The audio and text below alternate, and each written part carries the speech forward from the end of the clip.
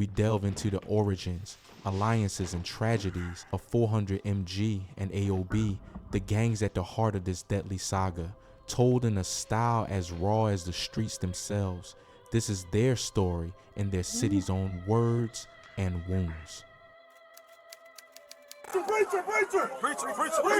I remember this from the other video I did.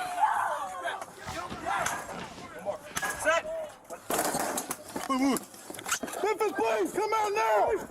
Memphis, please, search warrant! Please, search warrant! I'm right. All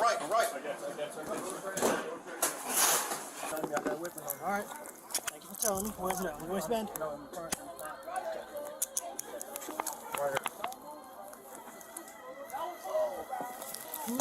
He ain't got no switch on it. Here to approach the terminal. What's your name, baby? Last 3 years, we have responded to 340 calls in the Tate and Boyd area. A community that has been on the radar of law enforcement for many years. Friday evening, Operation All About Boyd was executed. Arrests were made as drugs and illegal modified guns were confiscated and are now off the streets. Before we get started on this video, make sure you go check out my website that's in the description, where I post viral illicit gambling and hustle that locals South Memphis. AOB's turf was once so notorious for illicit gambling and hustle that locals nicknamed it South Vegas. Even after the old Cleburne Homes projects were demolished, the Blade Gang continued to operate in the area now known as the 1152 block, proudly calling themselves OT3, short for only the third, or a nod to South Memphis's third ward. By 2019, police and residents alike knew this corner of the city as an open-air stronghold for AOB, a place where dozens of young men and women gathered brazenly, flashing weapons and defying the law. On any given day, crowds of 20 to 40 AOB members would completely take over the block, brandishing high-powered weapons, creating an environment of chaos and fear, as Memphis Police Chief C.J. Davis later remarked. The department would label AOB a group of very violent men and women, and the neighbors, trapped in their homes amid the gunfire, would certainly agree. A few miles away, another gang was on the rise, the 400 Murder Gang, or 400MG. While AOB dominated the South End, 400MG's name began echoing through Memphis's high-crime neighborhoods as well. They are an offshoot of the neighborhood Crips, even using the Crip emoji in their tags. And many 400MG members claim ties to the so-called 47 neighborhood Crip set. But 400MG is more than an extension of any national gang. It's a local family, forged in the streets and schoolyards of Memphis, bound by shared enemies and blood oaths. And like many Memphis cliques, 400MG has been as volatile internally as it is vicious externally. In fact, one of 400MG's earliest bloodlettings was within its own ranks. In 2017, a split in 400MG turned deadly. A respected member known on the streets as Dino, who allegedly repped the gangster disciple side of the crew, was shot and killed not by a rival gang, but by one of his own. The trigger man, insiders say, was M-Dog, a fellow 400MG member aligned with the Crip faction. Dino's murder sent shockwaves through 400MG. Gangsta Jet, the Crips after that. One local observer noted grimly, in essence, 400MG's gangster disciple allies and Crip allies turned on each other, shattering the gang's unity. A civil war had erupted within the murder. That's how a lot of gangs start, bro. One thing happened, somebody snaked somebody else.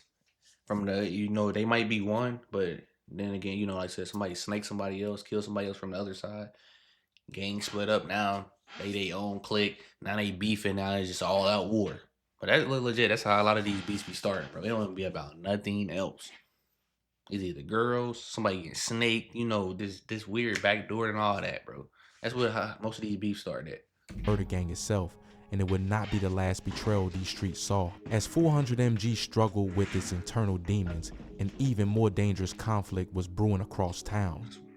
Their neighborhood rivalries were about to escalate into a citywide war, thanks to a young and reckless clique from North Memphis, EBG, short for E-Bezel Gang. EBG, based in the Crockett Street area of North Memphis, had been locking horns with various crews since around 2019. By then, EBG's beef list read like a who's who of Memphis gangs, from Pooh Shiesty's Chopper Gang in the south to smaller sets like 700, WDG, KSBG, and more. Among Right. EBG's sworn enemies were 400MG and AOB. What had started as localized turf disputes was about to become an all-out street war spanning North and South Memphis alike. The flashpoint came in the spring of 2018, in a burst of violence so savage it still haunts those who witnessed it. It was Right. May 6, 2018, a Sunday night, when a carload of young 400MG members cruised near the Crosstown Concourse in North Memphis. They likely knew they were far from home turf in this neighborhood, known as Smoky City, but perhaps they didn't realize EBG hunters were lying in wait. Around 9 p.m., as the vehicle Damn, reached they Watkins got hit, Street son. in North Cleveland, gunfire erupted. Witnesses recall hearing about 13 shots tearing through the night. When the smoke cleared, 6 people in that gray Chevy Impala had been hit. 2 of them, 18-year-old Dewan Hill and 18-year-old DeAndre Rogers, better known as Dre Stocks, lay dying from multiple gunshot wounds.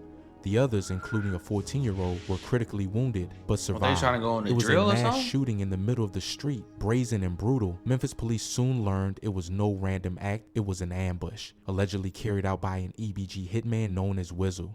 Wizzle himself, just a teenager, had stalked the Right. 400MG crew and unleashed a volley of bullets from a gold-colored sedan, then disappeared into the night. The slaying of DeJuan and Dre Stock was celebrated by EBG's members online, even as their families grieved. Wizzle would later be arrested and charged for the double murder, according to community sources. The bloodshed did not end there. In that same fateful week of May 2018, 400MG lost another member in a supposed retaliatory hit. A 400MG affiliate known by the nickname Crete was shot dead on the streets, reportedly by gunmen from Smoky City loyal to EBG. In less than 7 days, 3 members of the 400 murder gang had been slain in cold blood.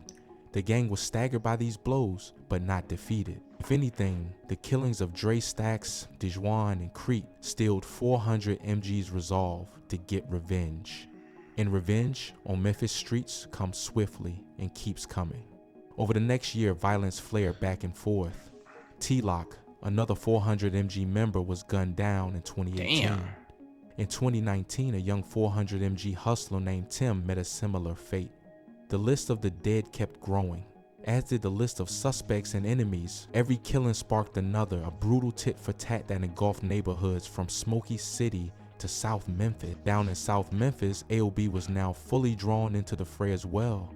EBG's feud had expanded into half the city, and AOB was squarely in their crosshairs. You know how crazy, like, don't get, like, it's one thing to beef with, other cliques in your area, wherever part of the city you in. But nigga, then you want to beef with the whole other side of the city? Like, what? Like, nigga, don't get me, you can't even go to the places in your own part of your own city. But now you trying to beef with the east, west side. Like, come on, bro. Like, you niggas be crazy. Why do y'all want to beef with the whole city so y'all can just get clout? Like, it don't be making no sense to me, bro. Like, why beef with the whole city, bro? Like, it don't be making that. Like, does that even make sense to you? All right, we're gonna beef with the people in our neighborhood, then we're gonna start a war with the other niggas from the other side of the city. Like, come on, man. Like, niggas be crazy, bro. Like, you can't, like, say, you can't even go nowhere peacefully in your city if you wanted to, because you got ops from your neighborhood. But then you, like, say you want to beef with other niggas from the other side of the city, the east and west side, south, wherever, like, it don't make sense to me, bro. The AOB crew, sometimes also called the 1152 gang, had their own scores to settle Like, with you feel me? EBG and its North allies. Memphis. Residents of the Tate and Boyd area began to see drive-by shootings and street shootouts on a regular basis.